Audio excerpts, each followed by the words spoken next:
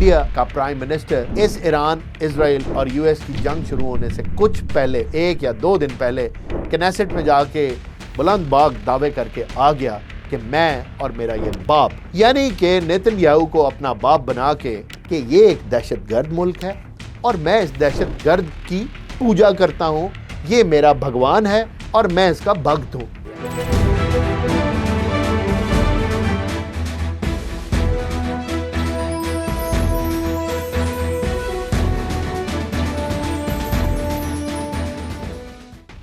बिस्मिल्लाहिर्रहमानिर्रहीम। मैं हूं चौधरी मोहम्मद फराज। आप देख रहे हैं फैक्ट फोर्स ग्लोबल का एक और एपिसोड। उम्मीद करता हूं कि आप और आपके प्यारे खैरियत से होंगे।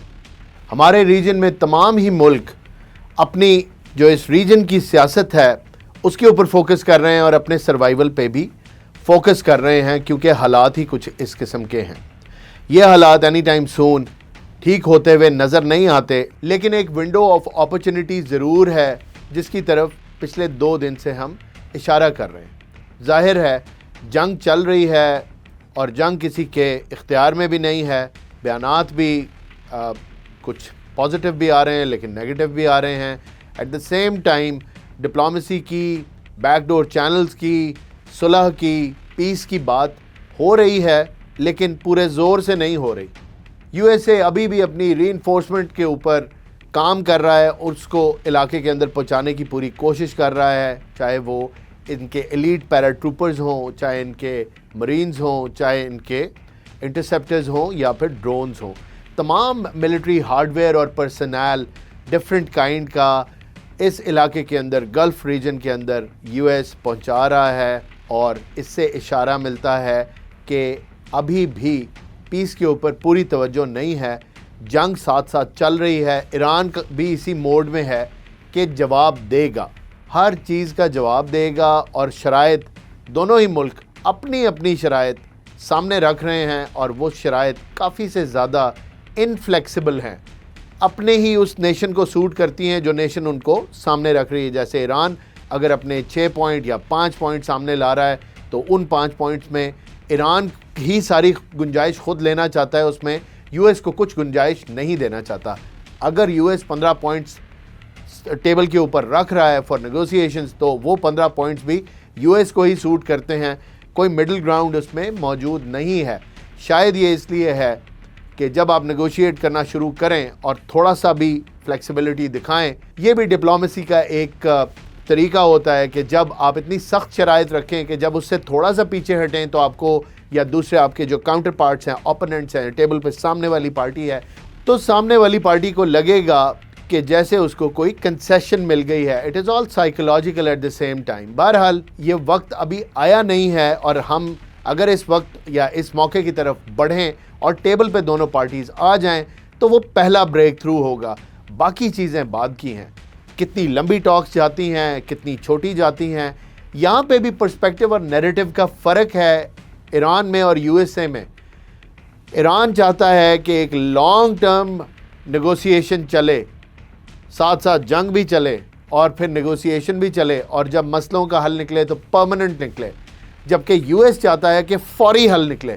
और फौरी हल जब आप निकालेंगे तो मसले पूरी तरह से एड्रेस भी नहीं होंगे, उनका एक परमानेंट हल भी नहीं निकलेगा, सिर्फ जंग रुकने की बात होगी और वो जंग अगर रुकी तो शायद फिर दोबारा शुरू हो जाएगी। This is a very vital point in the whole scenario and the mindset of these two nations. इसके ऊपर आपने अपना फोकस आइंदा आने वाले दिनों में भी रखना है। And if this window of opportunity, which is giving peace a chance, is lost, then get ready for a very hard time ahead. क्योंकि फिर हमारे हाथ से ये मौका अगर निकल गया तो फिर मुश्किल वक्त हमें देखने पड़ेंगे। अल्लाह सब पे खैर रखे और सैनिटी प्रिवेल कर जाए ताकि कुछ पीस को चांस मिले। उम्मीद इसी चीज़ की करता हूँ, लेकिन कल भी आपको बताया था कि ये मामला मुश्किल मामला है। खैर, आज के प्रोग्राम का ये टॉपिक नहीं था, लेकिन आपको बैकग्राउंड मैंने दे दिया। जहाँ पे ये स्टेक्स इतने हाई हैं, जहाँ पे मामलात ऐसे हैं, तो हर मुल्क चाहे इस कॉन्फ्लिक्ट में डायरेक्टली इन्वॉल्व है या नहीं है, अगर इस खित्ते के अंदर मौजूद है तो उसकी नज़रें इस मसले पे भी लगी हुई हैं, इस रीजन की सियासत पे भी लगी हुई हैं, पीस टॉक्स पे भी लगी हुई हैं, चाहे उनका चांस बहुत स्लिम ही क्यों ना हो। और एक मुल्क ऐसा है जिसका जिक्र मैंने कल किया जो बहुत तकलीफ में है, क्योंकि वो किसी भी प्रोसेस का रिमोटली भी कहीं से भी हिस्सा नहीं है। और उस चीज़ के ऊपर कल तक फ्रस्ट्रेशन का level on a scale of 1 to 10 7 पे था, तो आज शायद 12 पे चला गया है, 10 के स्केल पे 12 पे चला गया है। इतने फ्रस्ट्रेटेड हो गए इंडियंस। न्यू दिल्ली में एक पार्टी मीटिंग में जयशंकर ने, जो इंडिया का फॉरेन मिनिस्टर है, मैंने ये अल्फाज क्यों इस्तेमाल किए, जो इंडिया के फॉरेन मिनिस्टर हैं, मुझे ये कहना चाहिए था, लेकिन he has lost all respect in the eyes of all Pakistanis and the international community. I am saying this why. I'll tell you in a bit.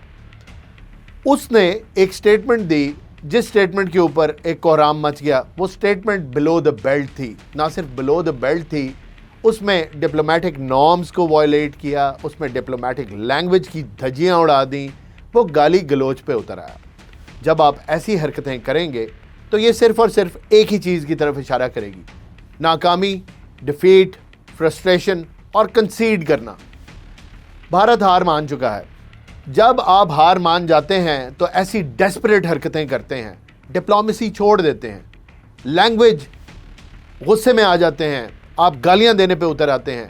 ये तभी होता है जब आप शिकस्त को तस्लीम कर लेते हैं और कहे बगैर जब आपके मुंह से गालियां निकलती हैं, यानी आप ये नहीं कहते कि मैं हार चुका हूं और मेरे पास कोई ऑप्शन नहीं है, लेकिन ये निशानी है कि जब किसी इंसान के पास किसी मसले का हल उसके जहन में आ ही ना रहा हो और उसे यकीन आ जाए कि अब मैं हार चुका हूं और मेरे पास इस मसले का कोई हल नहीं, तो वो गालियां देने लगता है या आप पे हमला कर देता है। Same happened with mister Jaishankar. He lost his composer, he forgot all the diplomatic norms and the diplomatic language, he rather use the language of street. ऐसी बात कर दी कि हैरान ही कर दिया पूरी दुनिया को और तमाम डिप्लोमेट्स को। ये बंदा तो कैरियर डिप्लोमेट लगता ही नहीं जो लैंग्वेज से यूज़ की। मेरे पास कुछ ट्वीट्स हैं, मैं आपके लिए पढ़ देता हूँ। उन ट्वीट्स के अंदर लोगों की आरा हैं, वो कुछ लोग हिंदुस्तानी भी हैं, कुछ उसमें पाकिस्तानी भी हैं।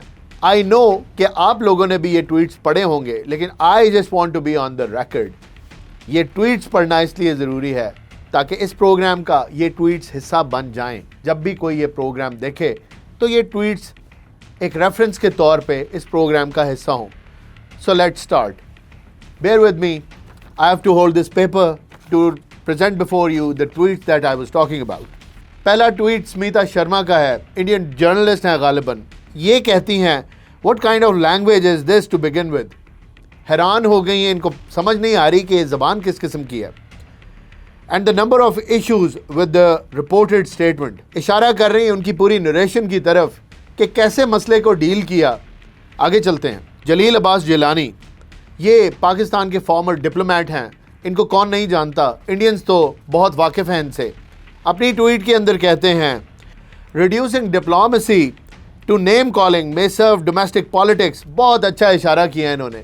इससे आप वोट तो ले सकते हैं इंतहा पसंद हिंदुओं के, उनको तो कंफर्म कर सकते हैं अपनी हक के अंदर कि वो आपके लिए बोलेंगे, क्योंकि जाहिल होते हैं, आपको पता ही है। डोमेस्टिक पॉलिटिक्स में जो मैसेज हैं, उनका इंटेलेक्चुअल कैपेसिटी और इंटेलेक्चुअल लेवल, उनका एजुकेशन का बैकग्राउंड इतना बड़ा नहीं होता, जाहिर है, नो डिसरिस्पेक्ट टू एनीबडी, लेकिन जो मैसेज होते हैं आमतौर पे India, Pakistan, Bangladesh, third world की कंट्रीज़ में इतने पढ़े लिखे नहीं होते। तो जितनी ज़्यादा आप उनके साथ एग्रेसिव बात करेंगे, उतना अच्छा रिस्पॉन्स आपको लोकल पॉलिटिक्स में मिलेगा। ये इस इलाके की पॉलिटिक्स की डायनामिक्स हैं। हमारे यहाँ भी इसी तरह होता है और हिंदुस्तान में भी ऐसे ही होता है। उससे आगे कहते हैं, but it does little for piece, यानी इससे अमन के अंदर कोई फ़ायदा नहीं होगा, अमन अचीव करने के अंदर। It reflects a sick mindset and ill behooves the external affairs minister of India to use such language against a country striving to bring peace in our region. बड़ी अहम बात कर दी। इस रीजन के लिए जो मुल्क पीस की कोशिश कर रहा है, उसे डाउन प्ले करना, उसको नेम कॉलिंग करना, उसको मिसबिहेव करना उसके साथ, और कर कौन रहा है? इंडिया का एक्सटर्नल मिनिस्टर। आप इस बंदे का मेंटल कैलिबर चेक करें। ये अपनी पूरी कैबिनेट के अंदर इंतहाई डोसाइल, इंतहाई तमीज़दार, ज़ाहिरी तौर पे नज़र आता है। लेकिन एक बात यहाँ पे मैं कहना चाहूँगा, ये बात मैं गुस्से में नहीं कह रहा, हमेशा से मेरी राय इस बंदे के बारे में ये थी कि ही लुक्स लाइक अ पिम्प इन अ सूट। आज वो बात साबित हो गई। जो बंदा खुद होता है दूसरे को वैसा ही समझता है। ये बात मैं गुस्से में नहीं कर रहा। अगर आप खुद अपनी फॉरेन पॉलिसी को पिम्पिंग के असूल के ऊपर चलाना चाहते हैं और देखें, आप यही समझेंगे कि कोई और अगर कोई डील किसी की बिठा के करवाना चाहता है तो आपके जहन में एक ही चीज़ आएगी, he is brokering the deal, he is pimping. अपने ऊपर रख के ही इस बंदे ने सोचा है, ही looks like a pimp, he acts like a pimp and he thinks like a pimp. तो उसके लिए ये बड़ी ही नेचुरल बात थी कि पाकिस्तान पे भी वही बात कर दे कि ये पिम्प करना चाह रहे हैं, इस डील को ब्रोकर करना चाह रहे हैं। यही माइंडसेट उसका है, क्योंकि वो शक्ल से भी ऐसा ही लगता है। एनीवेज, ये मेरी पर्सनल ओपिनियन है। हो सकता है आप इससे एग्री ना करें, पाकिस्तान में भी लोग एग्री ना करें और इंडिया में भी ना करें, लेकिन गौर से अगर उसको देखें तो शायद आपको मेरी बात समझ आ जाए। अगले ट्वीट की तरफ चलते हैं। Amit Mehra, use language man, this isn't a set of words meant for any nation, no matter what the situation is. You see, no one used Dalal for Modi as of now. बड़ी अहम बात की इन्होंने, हालांकि बड़ी आसानी से की जा सकती है। मैं होता तो फ़ौरन कर देता, लेकिन हम लोग भी तब जवाब देते हैं जब ज़रूरत पड़ जाती है और अगला बंदा अपनी हद पार कर लेता है। बहरहाल ट्वीट कंप्लीट करते हैं। This is how Nations respect each other. Well said mister Amit, आपको ऐसा ही बोलना चाहिए था। यहाँ पे बात हो रही है मेरिट की, तो अगर आप बात करेंगे मेरिट की तो आपको तारीफ मिलेगी मेरे से, और अगर आप मेरिट पे बात नहीं करेंगे तो जो मेरिट आप सेट करेंगे मैं उस मेरिट के ऊपर आपको जवाब दूंगा। लेकिन आपके लिए मुझे ये कहना पड़ेगा कि वेल सेड। फिर है ट्वीट मोहम्मद ज़ुबैर साहब का, पाकिस्तान के पॉलिटिशियन हैं। ये कहते हैं, never heard a foreign minister stooping so low. I agree with you mister Zubair. reflects India's frustration at not having any role to play. Just the words I said previously in the start of this program when I took up this topic, I said almost the same words. Probably अल्फाज exactly ऐसे नहीं थे, लेकिन मतलब उनका यही था। तो बिल्कुल rightly pointed out. Khawaja Mohammad Asif जो हमारे डिफेंस मिनिस्टर हैं, उन्होंने भी इसके ऊपर रिएक्शन दिया है, ट्वीट किया है। वो क्या कहते हैं? वो कहते हैं, thinks of himself a hi fi दलाल। ये तो डायरेक्ट बात कर गए, करनी भी ऐसे ही चाहिए थी। जिसको जो लैंग्वेज समझ आती हो वैसी ही बात करनी चाहिए। I agree with you mister Asif, he looks like a hi fi dalal. I just said, मैंने ये ट्वीट उससे पहले पढ़ा नहीं था। वो उस सूट के अंदर एक हाई फाई दलाल लगता है। आपने मेरे दिल की बात कह दी। शायद ये दो लफ्ज़ मैं मिस कर गया था और मुझे कहने नहीं आ रहे थे कि इस ग्लोरीफाइड दलाल को क्या कहूँ, तो आपने कह दिया हाई फाई दलाल इन अ suit. His remarks reflect personal frustration. Again merit की बात की, फ्रस्ट्रेशन तो इंडियंस को बहुत है और उसी का जिक्र यहाँ पे हर अक्लमंद आदमी कर रहा है। फिर चलते हैं राना अयूब के ट्वीट की तरफ, जो आप ही की बड़ी अकम्पलिश्ड जर्नलिस्ट हैं। कौन नहीं जानता इनको पूरी दुनिया के अंदर। इन्होंने भी एक लंबा चौड़ा ट्वीट किया है। आइए देखते हैं ये क्या फरमाती हैं। If Trump had asked Modi to mediate, it would have been his entire election campaign this year. बड़ी अच्छी तरफ इशारा किया। पूरा साल लगे रहते, ढोल पीटते रहते इस बात का, अगर डोनाल्ड ट्रंप ने मोदी को कह दिया होता ये काम करने के लिए। Parliamentarians would have facilitated Modi. विश्व गुरु would have trended from headlines to Twitter. So please do not disguise this foreign policy failure as दलाल। मैं कल के प्रोग्राम में आपको विश्व गुरु के कॉन्सेप्ट और उसके फेलियर और फॉरेन पॉलिसी का जो डिबैकल हुआ है इंडिया का, उसकी तरफ बड़ी तफसील से इशारा कर चुका हूँ। मोहतरमा ने भी उसी तरफ इशारा किया। कुछ लोगों का ज़मीर जिनका ज़िंदा होता है वो बात सच की कर ही जाते हैं और उनको परवाह नहीं होती कि लोग क्या कहेंगे, और होनी भी नहीं चाहिए। जब सच बोलें तो सीना चौड़ा करके बोलें। आगे चलते हैं पवन खेरा के ट्वीट की तरफ। This is the last tweet that I am adding in this programme. उसके बाद मैं अपने प्रोग्राम के कंक्लूजन की तरफ जाऊंगा और अपने कमेंट्स दूंगा, फर्दर कमेंट्स जो डेरोगेटरी नहीं होंगे, मेरिट के ऊपर होंगे, जिनमें कोई बायस नहीं होगा, जिनमें लॉजिक होगी। क्योंकि जो जवाब मैंने देना था इन साहब के इन अल्फाज का, वो मैं पहले दे चुका हूँ, अपनी राय का इजहार कर चुका हूँ, लेकिन टुवर्ड्स द एंड नहीं करूँगा। Let's include his tweet. तो ये कहते हैं, was India a broker country when Modi was desperate to mediate between Russia and Ukraine? सवालिया निशान है। सिलेक्टिव ब्रोकरिंग और सिलेक्टिव मेमोरी, क्या खूब अल्फाज इस्तेमाल किए, सेल्फ एक्सप्लेनेटरी हैं एज एवर। अक्लमंद इंसान अक्लमंदों वाली बात ही करता है। इंडिया के अंदर रिएक्शन आ रहा है इसके ऊपर। ज़्यादा तारीफ़ इनकी नहीं करूँगा क्योंकि इंडियंस को बदलने में टाइम नहीं लगता, फिर मुझे ही मायूसी होगी कि एक दिन बात अच्छी की और अगले दिन मेरिट को छोड़ दिया। बहरहाल आज के लिए इनकी तारीफ़ इसलिए थी कि मेरिट के साथ रहे। अब चलते हैं अपने एनालिसिस की तरफ। जयशंकर ने ये बात क्यों की? जयशंकर ने ये बात इसलिए की कि जयशंकर डेस्परेट हो गया। डेस्परेट क्यों हो गया? क्योंकि गिव अप कर गया। और गिव अप क्यों किया? क्योंकि रोशनी और उम्मीद की किरण कहीं से नज़र आ नहीं रही। इंडिया की सिचुएशन पे बात करता हूँ, फिर आपको समझ आ जाएगी उसने ये अल्फाज इस्तेमाल क्यों किए। इंडिया का प्राइम मिनिस्टर इस ईरान, इजराइल और यूएस की जंग शुरू होने से कुछ पहले, 1 या 2 दिन पहले, कनेसेट में जाके बुलंद बाग दावे करके आ गया कि मैं और ये मेरा भाई, या मैं और मेरा ये बाप, या मैं औरत और मेरा ये खावंद, मदरलैंड फादरलैंड, ये रेफरेंस है मेरी बात का।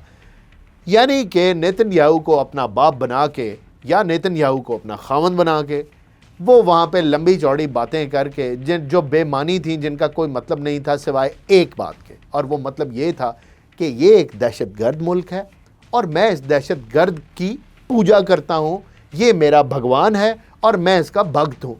ये मैसेज दे के मोदी वापस आ गया। उसके बाद पूरी दुनिया एक तरफ हो गई। यूएसए जो कि सबकी मजबूरी है क्योंकि वो एक सुपर पावर है, वो उसका दहशतगर्द दोस्त और उसके दहशतगर्द दोस्त का एक भक्त एक तरफ हो गए और दुनिया पूरी एक तरफ हो गई। ये है सिंपल मैटर ऑफ फैक्ट। और ये इंडिया की बैड टाइमिंग उसको ले डूबी। इनसाइड इंडिया बड़ी वॉइसेस आई, बड़ा लोग चीखे चिल्लाए तड़पे, क्योंकि दिमाग जिनके पास है उनको ये समझ आ गई थी कि it's a very wrong time and a very bad move. लेकिन मोदी तो मोदी है, एक अनपढ़ जाहिल गंवार उज्जड़ आदमी जिसको तशद्दुद करने, कत्लो गारत करने और नफरत बांटने के अलावा कोई और चीज़ आती नहीं। इंडिया के साइज़ की वजह से, उसकी बड़ी मार्केट होने की वजह से लोग उसको मुंह लगा लेते हैं, क्योंकि उसको इलेक्ट करने वाली बहुत बड़ी तादाद उसके जैसा ही सोचती है। ग्रेटर भारत की बात करती है, लड़ाई झगड़े की बात करती है, गंद की बात करती है। तो इस तरह के लोग जब अपने ऊपर, कहते हैं ना, जिस तरह के लोग उसी तरह के हुक्मरान। तो जैसे हिंदू थे उन्होंने अपने लिए वैसा ही एक लीडर चुन लिया और उस लीडर ने फिर वही किया, क्योंकि जिस क्लास, जिस जहनीत का वो बंदा था उससे कुछ और एक्सपेक्ट किया भी नहीं जा सकता था। कुछ फ्लूक उसके चले और आखिर में आके एक्सपोज हो गया। तो इंडिया अब अकेला खड़ा है। अकेले खड़े होने में इंडिया रो भी रहा है, तड़प भी रहा है, लेकिन ये रोना धोना, तड़पना, फ्रस्ट्रेट होना ज़्यादा से ज़्यादा किस चीज़ में ट्रांसलेट होगा? अपने भरम तोड़ने में। आज जयशंकर ने अपना भरम तोड़ा है, कुछ दिन पहले मोदी ने अपना भरम रहा सहा तोड़ा था, और अब आगे इनके रहे सहे बचे कुचे लोग भी अपना भरम तोड़ बैठेंगे। क्योंकि जब आपको उम्मीद नज़र नहीं आएगी और जब आपको पता लग जाएगा कि अब हमारा और कोई रास्ता नहीं है, बंद गली में खड़े हैं, तो फिर शोर मचाएंगे, हमला करेंगे, पत्थर मारेंगे, गंदी बातें करेंगे। इनके पास इसके अलावा कोई और ऑप्शन बचा नहीं। बात कर लेते हैं रीजन के अंदर इंडिया की स्ट्रेंथ की। इंडिया इस मकाम पे आके खड़ा हो गया है कि भूटान जैसे मुल्क भी उसको कुत्ते के बर्तन में खाना डालने से इनकार कर देते हैं, आंखों में आंखें डाल के मना कर देते हैं। India gets no favour from any country in the neighbourhood. जिससे भी इसका बॉर्डर मिलता है, जो इसकी बगल बच्चे प्रॉक्सीज थी, वो मुल्क भी इसको आंखें दिखा के इसको इनकार मुंह पे कर देते हैं। क्यों? जैसे अमेरिका को इनकार करना उसके इत्तेहादियों के लिए एक ऐसी चीज़ थी जिसके बारे में सोचा भी नहीं जा सकता। Western world, Britain, Italy, France, Spain, NATO alliance, आपको लगता था 6 महीने पहले कि किसी फैसले पे यूएस को इनकार करेंगे? राइट और रॉन्ग को छोड़ दें, आज क्या हुआ? सबने इनकार कर दिया, पूरी दुनिया ने इनकार कर दिया, just because US was wrong, policy was wrong, decision was wrong. Siding with Israel was the biggest mistake that the US did, and thanks to Iran stood up. Iran stood up. Resilience दिखाई Iran ने अपनी हिम्मत ताकत दिखाई, Iran ने अपना जज्बा दिखाया, ईरान अपने ईमान पे खड़ा रहा, बेहतरीन काम कर दिया, रही सही कसर ख़त्म हो गई। अगर यूएस को उसके एलाइज ने छोड़ दिया तो इंडिया जैसा थका हुआ और चवल मुल्क किस खेत की मूली है? कौन है इंडिया?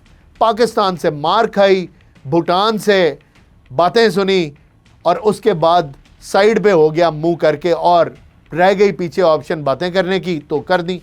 और मैंने आपके सामने उसके ऊपर जो पाकिस्तान इंडिया में रिएक्शन था वो आपके सामने रख दिया। 2+2 करना आपके लिए अब आसान है। आज के लिए इतना ही, मुझे इजाज़त दीजिए, अल्लाह हाफ़िज़।